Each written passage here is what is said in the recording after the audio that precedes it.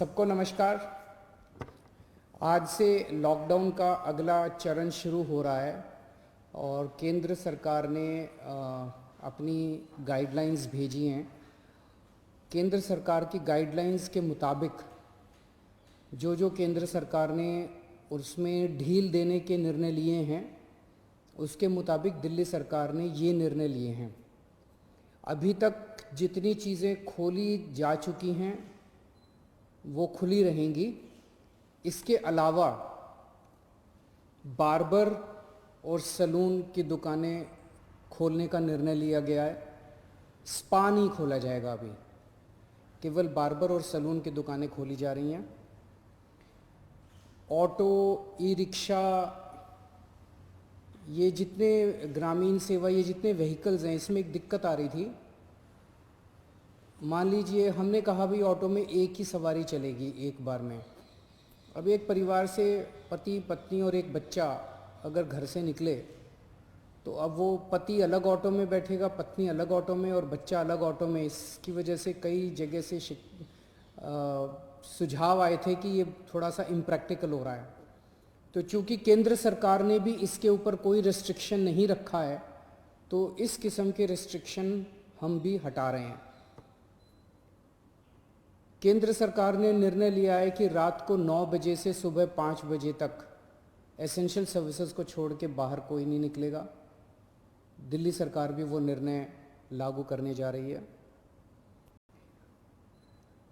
अभी तक ये था कि 4 व्हीलर्स में केवल ड्राइवर के अलावा 2 लोग बैठेंगे और स्कूटर पे पीछे कोई सवारी नहीं बैठेगी।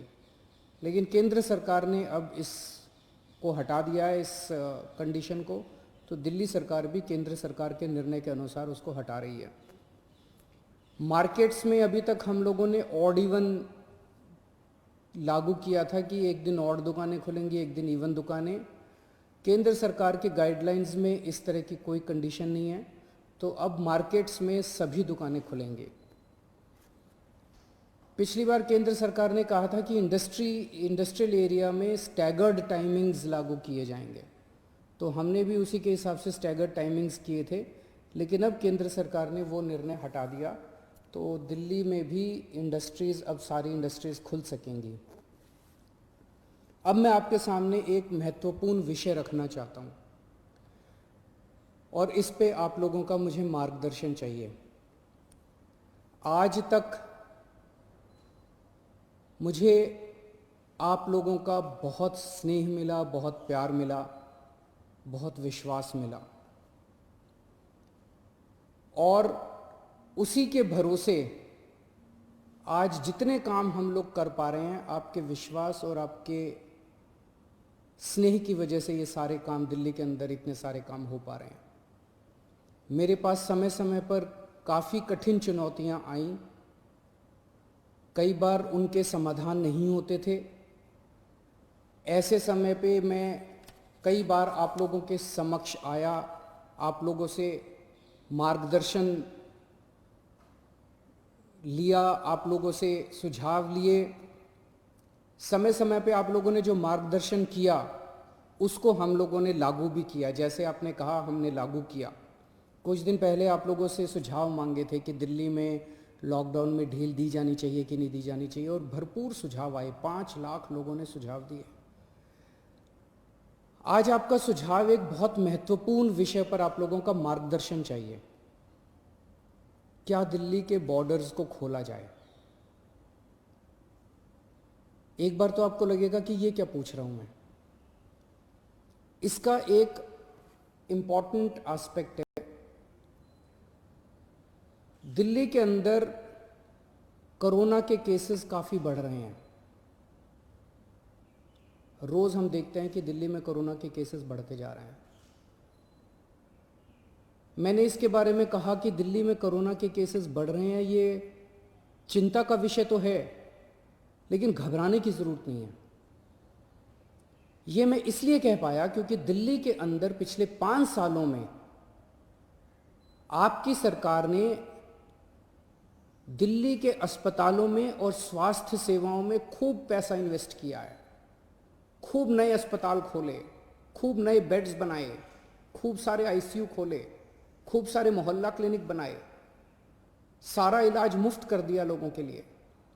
पिछले 5 सालों के अंदर दिल्ली के अंदर अभूतपूर्व विकास हुआ है दिल्ली की स्वास्थ्य सेवाओं में।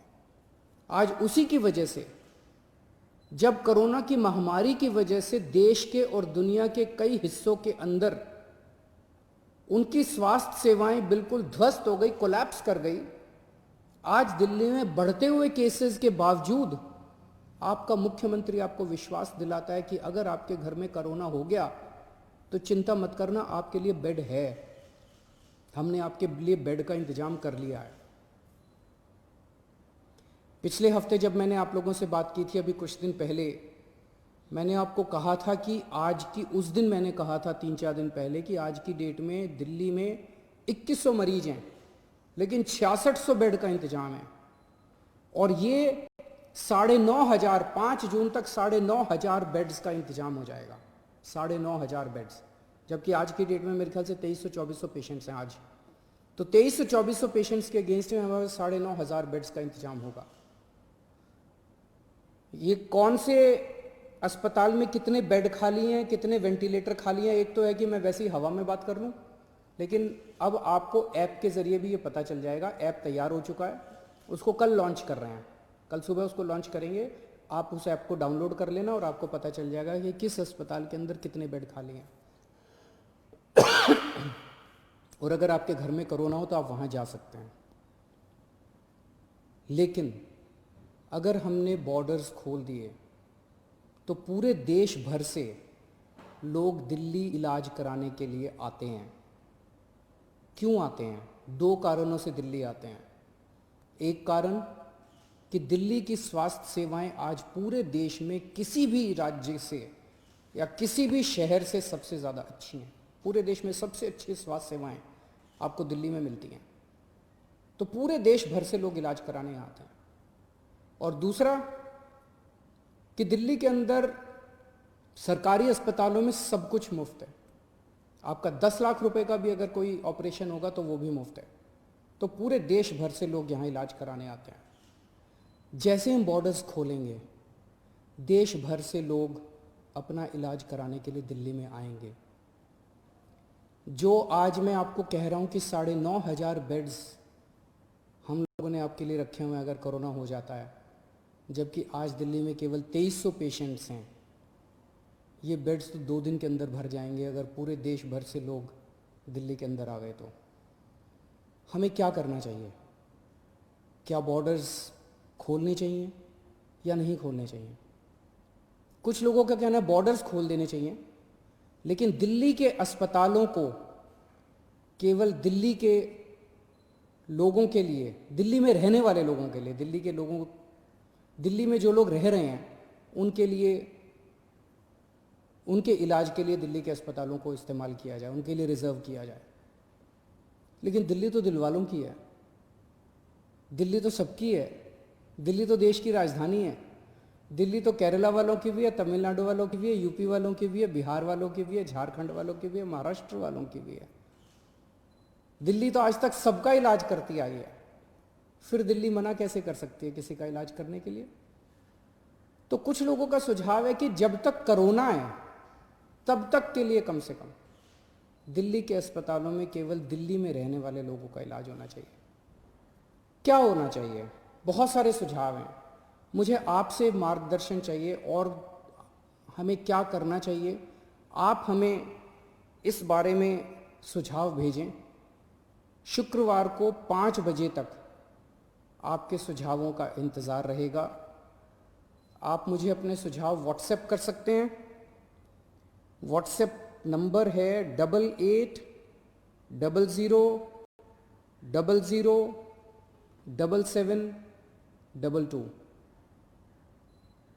व्हाट्सएप नंबर है 8800007722। ईमेल है delhi.cm.suggestions@gmail.com। ईमेल है delhi.cm.suggestions@gmail.com। और अगर आपके पास व्हाट्सएप नहीं है, अगर आपके पास ईमेल नहीं है, तो आप इस नंबर पे फ़ोन कर सकते हैं और अपना सुझाव छोड़ सकते हैं। आपकी आवाज़ रिकॉर्ड हो जाएगी। 1031 डायल कीजिएगा, आप अपने सुझाव छोड़ सकते हैं। फ़िलहाल 1 हफ्ते के लिए हम दिल्ली के बॉर्डर सील कर रहे हैं। एसेंशियल सर्विसेज जारी रहेंगी। सरकारी ऑफिसर्स जो हैं वो आई कार्ड के बेसिस पे आ जा सकेंगे, पास लेकर आया जाया जा सकेगा। तो फिलहाल 1 हफ्ते के लिए हम अपने बॉर्डर सील कर रहे हैं। उसके बाद जो सुझाव आएंगे, जो आप मार्गदर्शन करेंगे, जो आप जैसा कहेंगे, सभी के सुझावों के आधार के ऊपर हम एक्सपर्ट से भी बात करेंगे और भी बहुत सारे लोगों से बात करेंगे। उसके आधार पर अगले हफ्ते फिर इसके बारे में एक ठोस निर्णय ले पाएंगे। नमस्कार।